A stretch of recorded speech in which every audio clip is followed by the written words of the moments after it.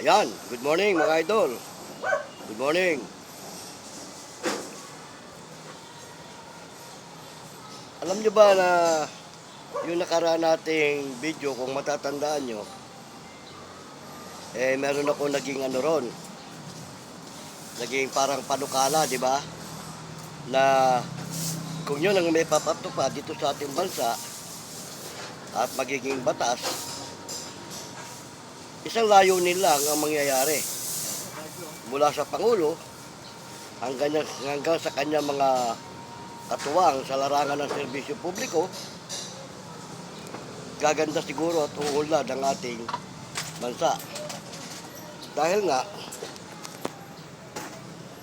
ang sistema ng magiging trabaho ng bawat nanunungkulan, lahat maaring kikilos at hindi maghahangad ng pansariling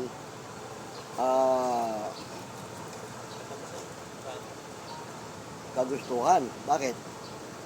Kasi, yung nga nabanggit ko na nga, pagka nagkaroon ng competition ng bawat nanunungkulan, halimbawa, sa Senado, ilang rehiyon ang ating bansa at bawat isa sa mga senador ay may kanya-kanyang rehiyon o region na hinahawakan.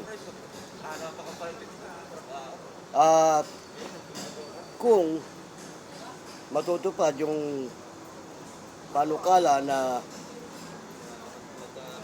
ang bawat senador magkakaroon ng kompetisyon ang lahat ng mga nanunungkulan base sa kanilang area na nasasakupan. Halimbawa, ang Senado, kung ilang rehiyon ang sakop ng Senado, bawat isa, magkakaroon sila ng kompetisyon na sa buong panahon ng kanilang panunungkulan bago dumating ang ikalawang halalan, na magkakaroon ulit ng halalan, yung huling buwan bago matapos ang kanilang panunungkulan at maghahalalan na, riribisahin na yung kanilang mga area at kung sino ang pinaka may magandang lugar at maunlad, yan ang magkakaroon ng premyo. Halimbawa, sa senador, last term na niya, napaganda niya ngayon yung kanyang nasasakupang rehiyon o region. Sa kabila ng lahat, hindi pa tapos yung kanyang proyekto. Pero nakikita na sa sistema na unti-unting umuunlad at gumaganda.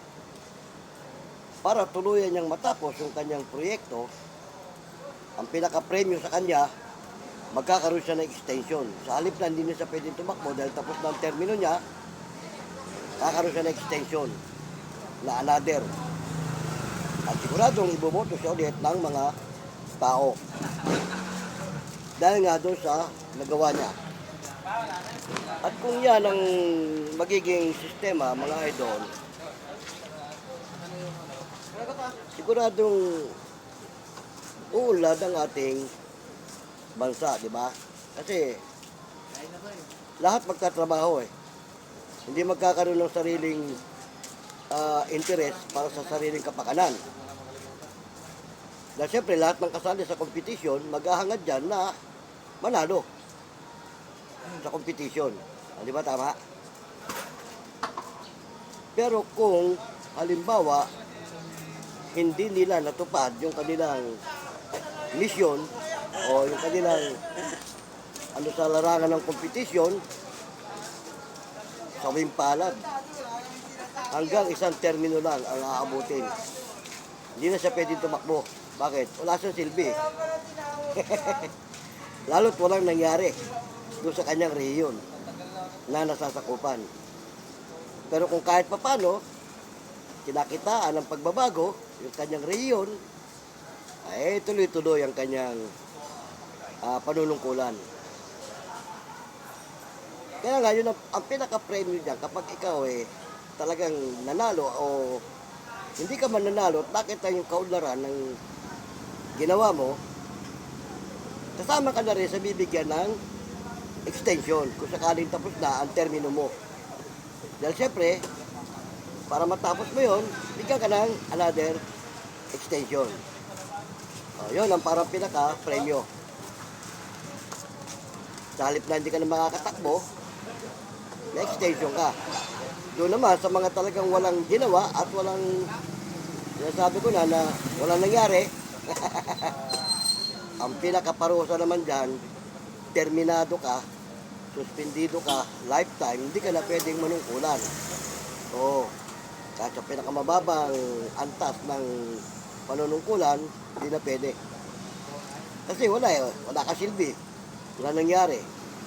Di ba? Lahat ng katulong ng presidente sa panunungkulan, kasali sa kompetisyon mula sa Senado, Kongreso, mga gobernador, pati mga mayor. Diyan nga makikita kung paano uunlad ang bawat syudad o bawat lalawigan dahil nga sa kompetisyon na yan. At dyan magagamit ng gusto yung kanilang mga budget. O kasi ibubuhos nila dyan eh. May kanya-kanyang pamamaraan sila kung paano nila pauularin at magagandahin ang kanilang nasasakupan reyon at yung kanilang lalawigan. Sama dyan ang Kongreso. Tulong-tulong nga eh. Magkakatuwag ang Kongreso at Senado sa pagpapaunlad ng kanilang nasasakupan. Ganon din ang mayor. Oo. Sa bawat syudad naman at bawat lungsod. Oo. Kapag yan ang naging panuntunan dito sa atin, wala nang maghahangad pa na mangurakot o ibulsa ang kanilang budget. Bakit? Kasi gagamitin mo yun dun eh. Paano mo mapapaunlad ang nasasakupan mo kung yung budget na nasa iyo eh hindi mo naman ginagamit para doon. O, di ba? At wala namang problema. Halimbawa, yung budget mo, maganda yung panukala mo, maganda yung gusto mo mangyari sa nasasakupan mo, kapos yung budget mo, bibigyan ka ng another. Dahil kasi re-revisahin tuwing ika-4 na buwan o quarterly, titignan yung mga proyekto nyo. Doon kayo bibigyan ng grado. Sa unang salida, sa loob ng isang taon, ilang quarter ba isang taon, di ba? 4. O, 4 na yugto ang isang taon. O. Bago matapos yung isang taon mo, na panunungkulan, makikita na yung improvement ng lugar mo. Kaya nga, kung sakaling kapos yung budget mo, dahil mas maganda yung gusto mong mangyari, dadagdagan. Basta't may makikitang mihura doon sa ginagawa mo.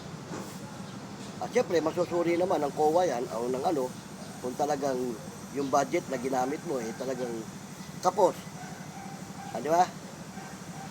Ganoon, para wag masayang ang boto ng tao, higit sa lahat, yung budget na nanggaling sa kaban ng bayan. Di ba? Tama. Yan, magandang ano yan, kung yan yung magiging panuntunan sa ating pamahalaan. Mula sa Pangulo, Senado, Kongreso, Gobernador, Mayor, magtutulong-tulong sa pamamagitan ng kompetisyon. Kapag may kompetisyon kasi lahat maghahangad manalo eh. Oo. At pagka naging highest ka, halimbawa, lahat naman kayo mananalo dyan eh. Kapag ka talagang tatrabahuhin nyo, walang hindi mananalo dyan. Ang hindi lang mananalo dyan, yung hindi kikilos. At ibubulsa yung budget. Pero kung kikilos at gagamitin talaga yung budget, walang hindi mananalo. Lahat kayo dyan mananalo. At may premyo. Anong premyo? Kung tapos na termino mo, may karagdagan ka. Extension. Bukod pa dyan, may pera, siyempre. May pera para sa'yo. Di ba? Pag ganyan na naging panuntunan natin, sino ang manunungkulan na maghahangad ng pansariling kapakanan? Siyempre, wala. Bakit? Meron silang hinahabol eh. Meron silang hinahangad na mapaunlad ang kanilang nasasakupan. Ganon. Alam niyo yung ganyang sistema ng panuntunan sa plataforma de gobyerno, pag yun ang ginawa sa atin, may mga bansang gumagawa niyan kaya maunlad sila. Oo, yung talagang tumatakbo sa tungkulin o tumatakbo sa kaunamang posisyon, kaya umuunlad eh. Doon talaga nila pinupokus yung sarili nila sa paglilingkod. Oo. Bukod pero sa mga batas na dapat ipatupad, siyempre kapag kasali ka sa kompetisyon, kung ano man yung batas na pinatutupad sa atin, at kung kaya mong dagdagan yon ng mas ikabubuti. O, di ba? Ganon. Yan, mga idol, ay napagkukwentuhan lang naman natin dahil nga sa nakikita natin sitwasyon na ang bansa natin ang mga nanunungkulan kasi rito, wala. Kaya kumisa nasasayang lang ang boto ng tao, nasasayang yung budget dahil nga doon sa sistema gano'n. O, di ba? Pero magkakaroon ng kompetisyon at lahat kasali. Walang hindi kikilos. Di ba? Yan napagkukwentuhan lang naman natin dahil nga doon sa mga nakikita nating sitwasyon. At yan, kung matutuloy ang ganyang sistema, mga idol, baka hindi pa matatapos yung termino mo, maganda na yung lugar mo. Maunlad na, di ba? At hindi lang yung lugar mo, buong bansa natin, uunlad yan, gaganda. Bakit? Lahat kikilos eh. Hindi kagaya sa nangyayari na sa atin ngayon. Yung mga pag nakaupo na, bangayan dito, bangayan doon. Tirahan dito, tirahan doon. Silipan. Hindi maganda yung ganon. Walang mangyayari sa ating bansa pag puro ganon ang sistema. Kasi hindi magiging abala ang bawat isa. Kung kasali sa kompetisyon. Lahat sa kompetisyon na yan, kasama ng peace in order dyan, lahat na. Kung paano mo mapapaunlad yung lugar mo. Unang-una na, kung ang lugar mo magulo. At talamak ang kung ano-ano mga illegal na gawain dyan. Kapag ganyan ang nasasakupan mong lugar, kailangan madisiplina mo ng gusto at mapaunlad mo yan. Masugpo mo lahat ng kalukuhan dyan. At pag yan ang nakita naman sa lugar mo, nakita, kung ganun lugar, dating talamak na ganun yun ah. Ba't ngayon tahimik. Walang krimen, wala lahat, walang di ba? Unang-una, kapurihan mo yun. Di ba? At, mamahalin ka ng tao. Magaling yung na yun senador na yun magaling yung kongreso na yun, ang congressman na yun Lalo na yung mayor sa lugar na yun, di ba? Lahat kayo mapupuri. Di ba? Unang-una na, ang tatanggap ng malaking kapurihan dyan, yung Pangulo. Bakit? Maganda yung kanyang ginawa Binigyan niya ng kanya-kanyang trabaho yung nasasakupan niya, yung mga katuwang niya sa panunungkulan. Maganda yun mga idol, kaya lang kasi nga, hindi yan naiisip ng ating mga nanunungkulan. Basta sila pag nakapwesto na, bahala na bukas, bahala na si Batman. Di ba? Hindi ganun dapat. Dapat kapag ikaw tumakbo, iisip ka ng magandang paraan kung paano mo mapapaunlad yung lugar mo. Tumakbo ka din Kaya ka tumakbo din hanggat mo maglingkod, di ba? Ano ba, mayor ka? Kaya ka tumakbo mayor sa isang lugar, gusto mo ng pagbabago. Lalo't kung nakikita mo dati yung lugmok yung lugar na yan. Ganoon, sana mga idol ang maging kaisipan ng ating mga nanunungkulan sa gobyerno. May mga bansang gumagawa niyan, idol. Kaya maunlad ang kanilang bansa. Nagagamit sa tama yung kanilang budget. At hindi nasasayang ang boto ng mga tao. Kita mo, may mga bansa na tig-isang termino lang ang takbo. Di ba? Tig-isa lang. Dito sa atin wanto sawa Tapos na termino humihirit pa Total, ganyan din lang naman ang dito sa atin. Tapos na termino mo, gusto pang humirit, gawin mo yung nararapat.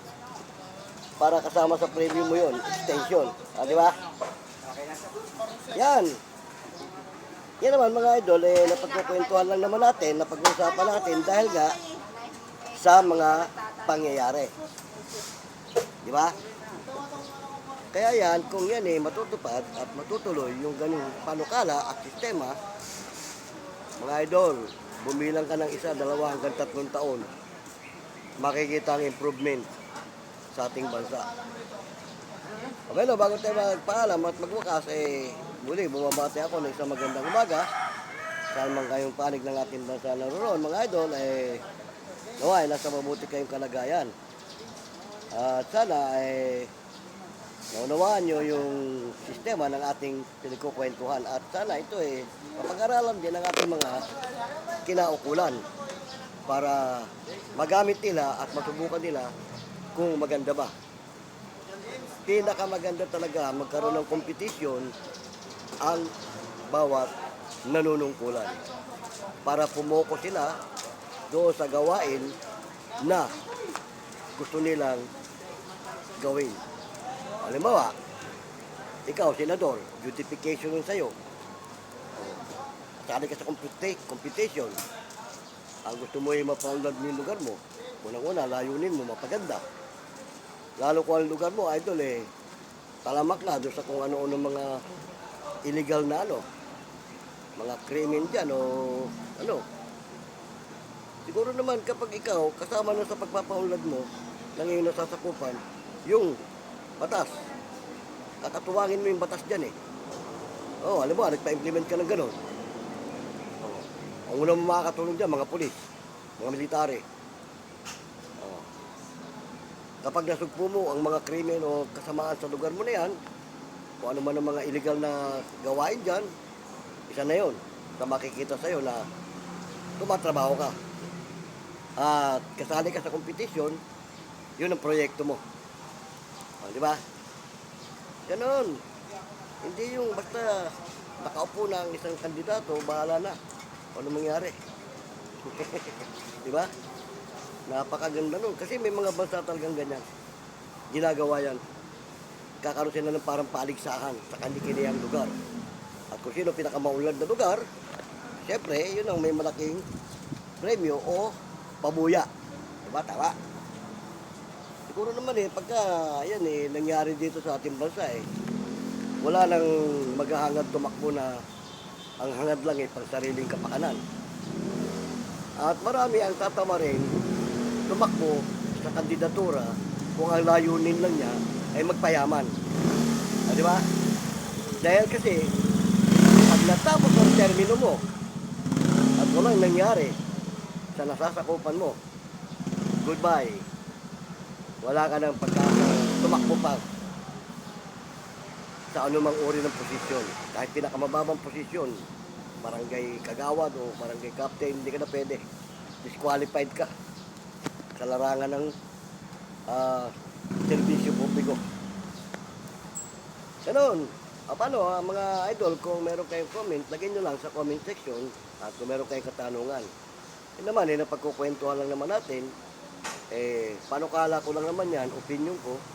Sana kung yan ay maunawaan ng ating mga kinaukulan, pwede nilang i-apply. Pwede nilang pag-usapan sa konseho, pwede pag-usapan sa senado, yung sistema ng ganitong pagpapatakbo sa gobyerno. Ulitin ko, may mga bansa gumagawa niya. Kaya maunlad ang kanilang bansa. Isa yan sa nakikita ko solusyon kung gusto nating mapaunlad at mapaganda ang ating bansa. Tulungan natin ang ating Pangulo. Kayo na mismo, magpanukala kayo ng ganyan sa Senado, sa Kongreso, na ganito gawin natin. Sana ang iba, huwag naman maging contradiction sa ikagagandaas ng ating bayan. Di ba? Tama? Pero hanggang sa muli, itong inyong lingkod, si Boyet, ay pansamantala nagpapaalam. Hanggang sa muli, paalam!